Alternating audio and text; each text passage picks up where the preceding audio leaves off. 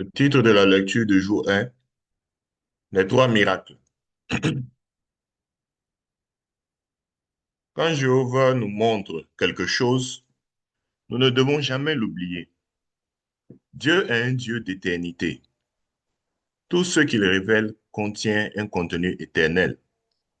Mais souvent, nous pensons que ce qu'il nous montre n'est valable que pour le moment présent et nous l'oublions ensuite.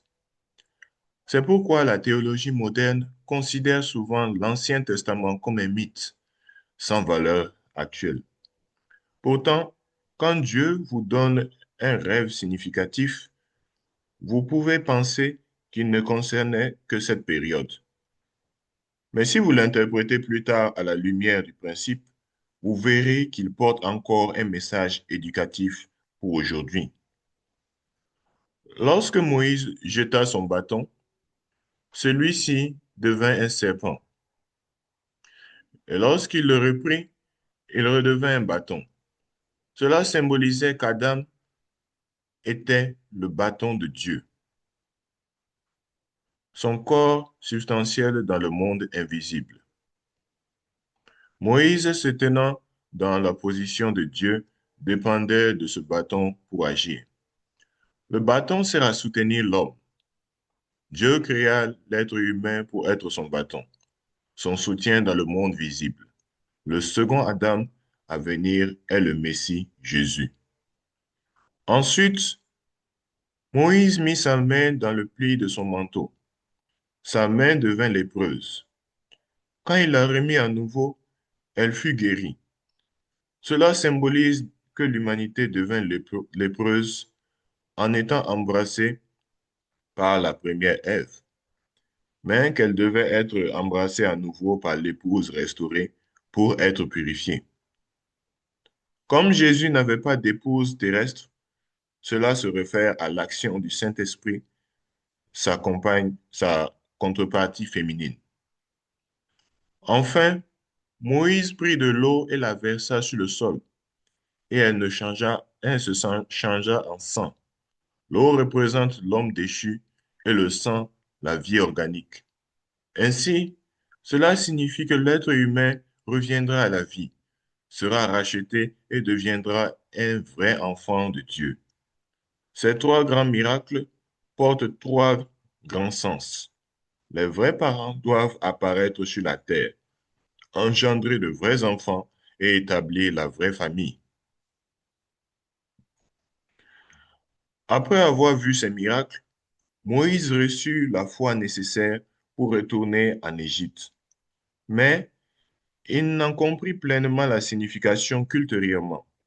Aujourd'hui, nous en saisissons le sens profond. Ce sont les étapes symboliques de la restauration de l'homme jusqu'à l'accomplissement du but de la création. Merci. Recevons la parole des vrais parents avec des acclamations. Ainsi donc, sur cette même lancée, nous allons recevoir l'intervenant du jour pour les commentaires sur la parole. Sous vos acclamations, s'il vous plaît.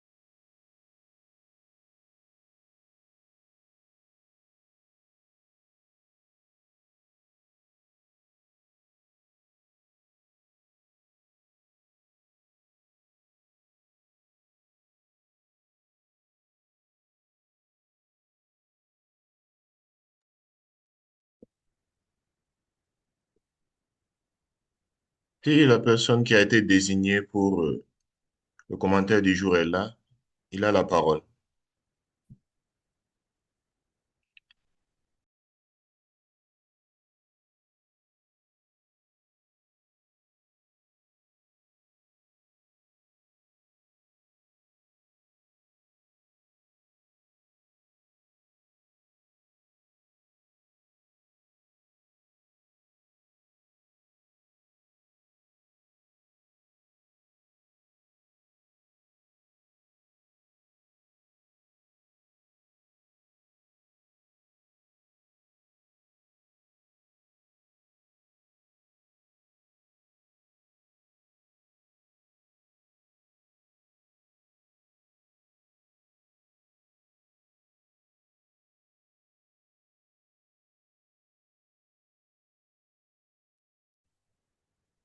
Pardon, toutes mes excuses. Vous m'écoutez, j'espère.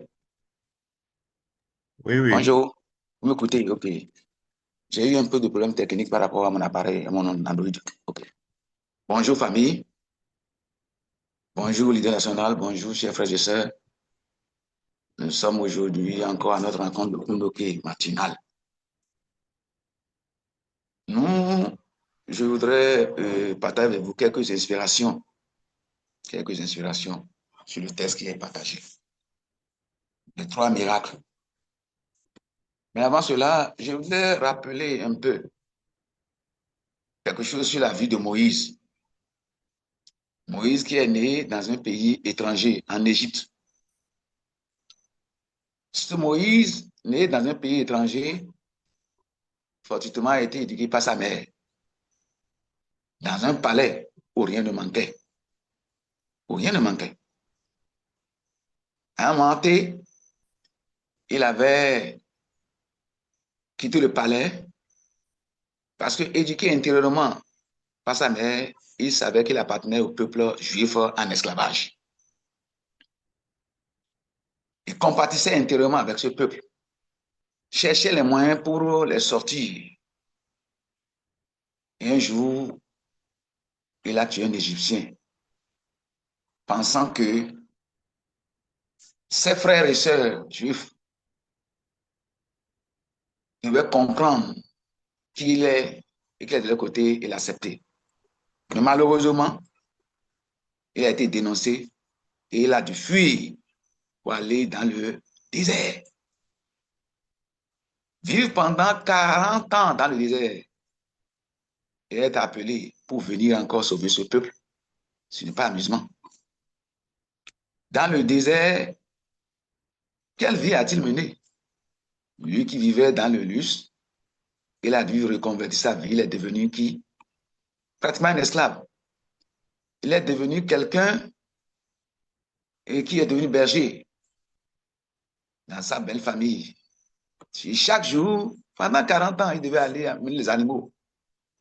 Mais malgré cette situation, il n'avait pas perdu le standard intérieur qu'il avait acquis quand il était en Égypte. Il développait un patriotisme sans égal vis-à-vis de son peuple parce que sa maman l'a bien nourri.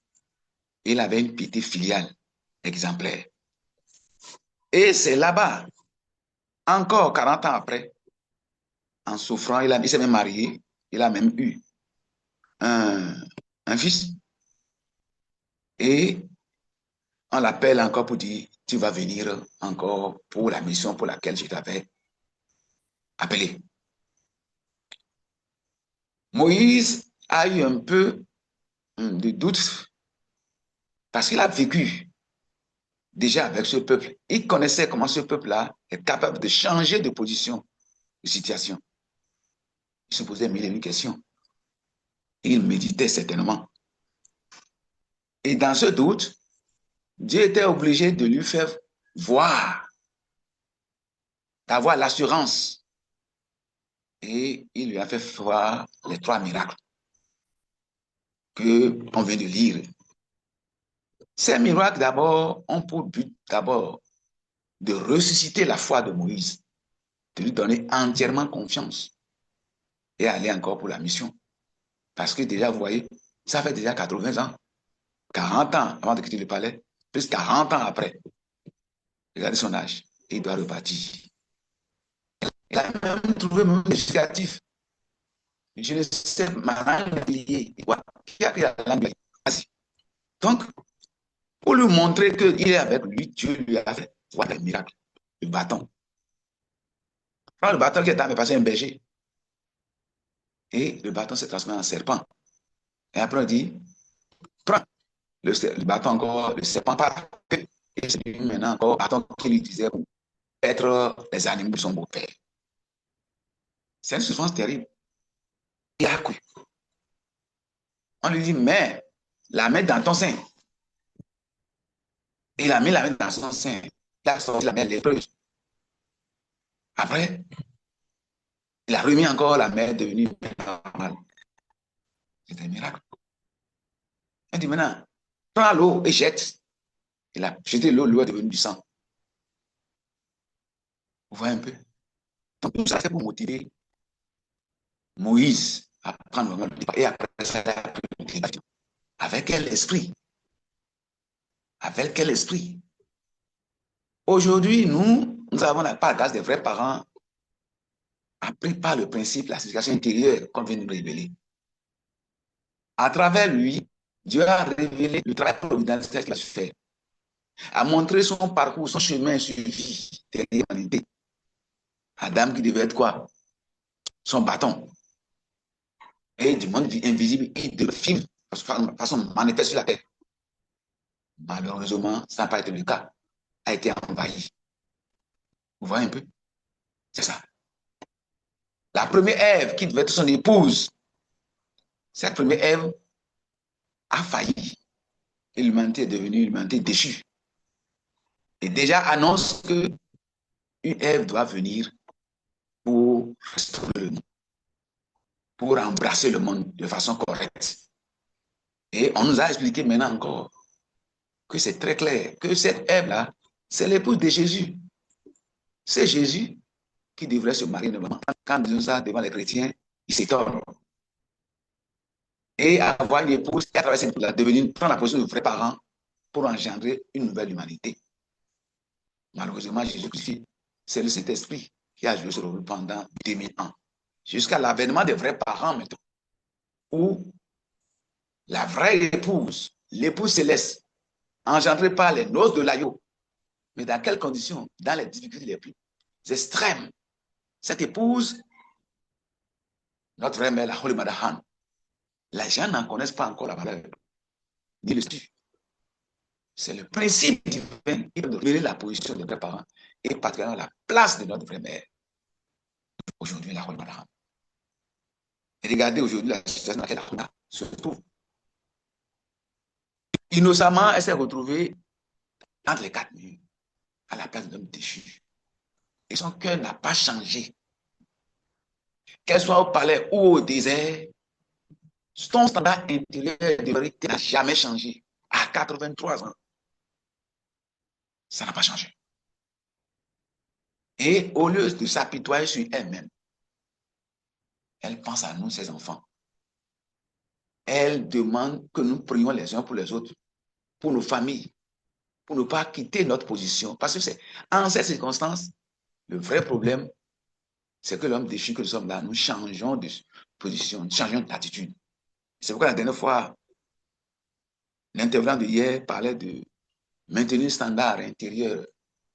Nous devons aller à l'école de ces personnes spirituelles utilisées par Dieu. Et ils sont venus sur le fondement de beaucoup de personnes.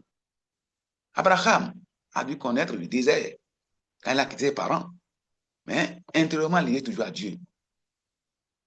Son enfant, Jacob, a dû connaître aussi le désert, c'est-à-dire des preuves. À Laban, il a été esclave pratiquement, mais son cœur intérieur est toujours resté. Il pensait toujours à ses enfants, à ses parents. Il a maintenu une piété filiale. Nous chantons ça dans la promesse numéro 2. Piété filiale. C'est le fondement même. Il faut quitter le piété filial, le niveau de piété filiale, pour aller au niveau de patriotisme, aller au niveau de sainteté et être réellement fils et fille de Dieu. Il n'a pas changé. Son enfant Joseph a connu encore la même chose. L'enfant le plus aimé par Jacob, finalement, s'est retrouvé où? Vendu en Égypte. Mais il n'a pas changé de statut intérieur. S'il avait changé, ses frères qui sont venus, il allait les maltraiter. Comme dans ce monde, ils vont rendre la monnaie qui correspond. Mais il les a toujours aimés. Il a dit, si je n'avais pas été vendu, vous ne seriez pas en train d'être béni par Dieu maintenant. Mais nous avons oublié. Qu'est-ce que Joseph n'a pas vu là-bas? Souffrance terrible. Tenté par la femme de son maître. Il a fait la prison aussi. Jeté en prison. Mais parce qu'il n'a pas changé intérieurement, Dieu est venu le libérer à travers l'interprétation du songe. Après Joseph, nous avons vu Moïse aussi, qui est venu sur le même fondement. Et cette fois-ci, Dieu a oublié de lui montrer qu'il est le Dieu réel, le Dieu vivant en faisant ses miracles. Regardez Jésus quand il est arrivé aussi. Jésus aussi n'a pas eu la vie facile. Il allait de jardin en jardin, il n'a même pas où mettre sa tête. Les renards ont des tanières, les oiseaux ont des nids, mais le Fils de l'homme ne sait pas où il fait sa tête. C'est des réalités liées au développement de la vie spirituelle. Si nous voulons devenir quelqu'un que Dieu va aimer, intérieurement, notre parcours doit être un parcours très dur, mais que nous devons supporter. C'est ça la réalité. C'est pourquoi tous les hommes providentiels n'ont jamais eu la vie facile. Ils rencontrent des épreuves sur des épreuves. Et dans l'épreuve, lorsqu'ils s'élèvent, alors le monde spirituel, Satan vient tester. Est-ce que vraiment ce niveau est vraiment acquis par lui-même ou bien là, c'est une grâce? Il aime Dieu vraiment parce que c'est ça. Regardez, aujourd'hui, nous devons jeter notre regard sur la vraie mère aujourd'hui. C'est elle qui a vécu à avoir le vrai père. Depuis que le vrai père est entré dans le monde spirituel, regardons tout ce qu'elle a eu comme problème. Elle peut exiger des miracles de Dieu. Nous sommes en train d'exiger des miracles de Dieu aujourd'hui. Mais non, Dieu n'est pas responsable de notre situation, c'est nous-mêmes. C'est pourquoi nous devons nous repentir. Nous ne devons pas exiger Dieu de faire des miracles. Le temps des miracles, c'est fini. Parce que pourquoi? Le principe divin est révélé. Et ça a donné toutes les lois spirituelles que nous devons suivre pour croître et devenir des personnes que Dieu peut embrasser. Notre Père est certain. C'est pourquoi il dit quoi? Devenez des seconds revenants au monde. Mais pour devenir des seconds revenants au monde, nous avons besoin de miracles dans notre vie. Parce que parfois, lorsqu'on attend le miracle, lorsque le miracle ne continue pas, on perd parfois la foi. Chercher à avoir des miracles aussi, c'est bon. Mais en comprendre la profondeur, c'est une aide que Dieu nous apporte. Vous avez vu tout ce que Moïse a subi dans le désert, non? Tapé une fois, mais il a tapé 2 fois. Possibilité que le Christ soit crucifié. L'eau de rocher, voilà. Donc, il y a tellement de choses que nous devons apprendre. Quand on dit miracle, là, c'est une aide que Dieu nous apporte pour consolider notre foi. Miracle, ce n'est pas forcé, ce n'est pas que Dieu est tenu. Parce que nous ne connaissons pas notre parcours. Nous ne connaissons pas d'où nous venons. Parce que le monde spirituel, dont nous a parlé notre vrai Père, c'est le monde des lois éternelles. Ça ne change pas. La loi est appliquée depuis Adam et Ève. Et ça ne changera pas. Parce que si ça change, Dieu n'est plus éternel. C'est à nous de nous conformer, d'enlever tout le doute en nous. Et de ne pas amener Dieu à faire des miracles. Jésus a fait des miracles, non? La suite, vous avez vu, on l'a rejeté. Et très tôt au départ, notre Père aussi faisait des choses. Mais finalement, Dieu a dit, ne plus faire. Jésus a dit, ne pas faire. C'est ça qui a permis à notre frère Père de travailler 6 fois la prison, sans se plaindre, sans demander à Dieu, je suis dans une situation difficile, aide-moi, faire le miracle. Non. Le miracle, c'est une aide de Dieu. Et que c'est Dieu qui choisit de nous donner. Parce que quand il nous donne niveau, il a dit, je vais vous aider. Mais quand il nous aide, il faut qu'on comprenne que nous avons une responsabilité après le miracle. Parce que beaucoup ont trahi Dieu. On a beaucoup trahi Dieu. Et quand il compte sur nous, on débat, on dévie. Mais le prince divin, là, aujourd'hui, nous devons rendre grâce aux vrais parents, au vrai Père qui a souffert pour déceler, pour révéler ses lois éternelles.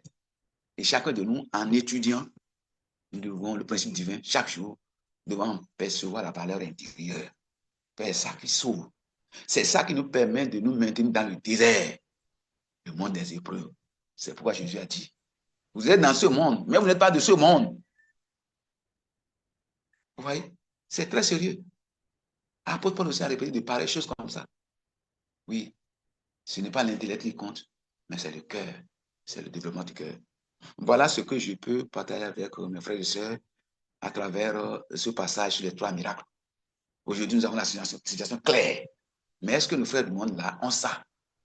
Est-ce qu'ils comprennent que ces miracles n'étaient pas des miracles que je cherche aujourd'hui? Partout maintenant, c'est miracles. Est-ce que vous faites des miracles? Non. Le miracle ne change pas la vie intérieure de l'individu. S'il ne sait pas faire, ça complique sa vie. Il devient encore plus mauvais. C'est pourquoi nous devons maintenir le standard intérieur, le standard émotionnel intérieur. Que nous soyons dans le désert ou au palais, devons être le même. Merci beaucoup. Merci mes frères et sœurs. Agréable journée. Merci à notre papa pour ses paroles inspirantes. À présent, s'il vous plaît, nous allons méditer sur